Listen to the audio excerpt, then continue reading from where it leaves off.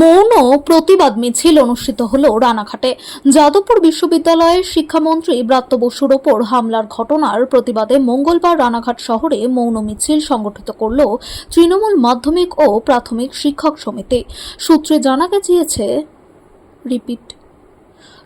জানা গিয়েছে গত রবিবার বিকেলে যাদবপুর বিশ্ববিদ্যালয়ে গিয়ে আক্রান্ত হন শিক্ষামন্ত্রী ব্রাত্য বসু।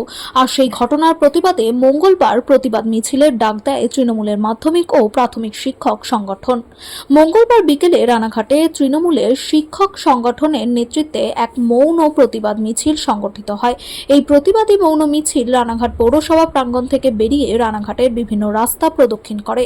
এদিনের এই মৌন মিছিলে অংশগ্রহণ করেন রানাঘাট পৌরসভার পৌরপতি কৌশল দেব বন্দ্যোপাধ্যায়, উপপৌরপতি আনন্দ দে, রানাঘাট পৌরসভার বিভিন্ন ওয়ার্ডের কাউন্সিলর সহ তৃণমূলের মাধ্যমিক শিক্ষক শিক্ষিকা, প্রাথমিক শিক্ষক শিক্ষিকা সহ সংগঠনের সদস্যরা ছাড়াও পা মেলান তৃণমূলের অন্যান্য নেতা নেত্রী ও সমর্থকরা।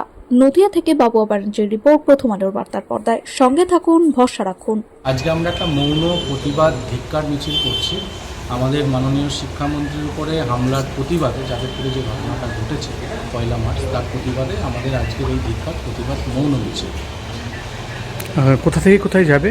আর আমাদের আজকে রানাঘাট পৌরসভার প্রান্ত থেকে 2:30 আমাদের মিছিলটা শুরু হবে।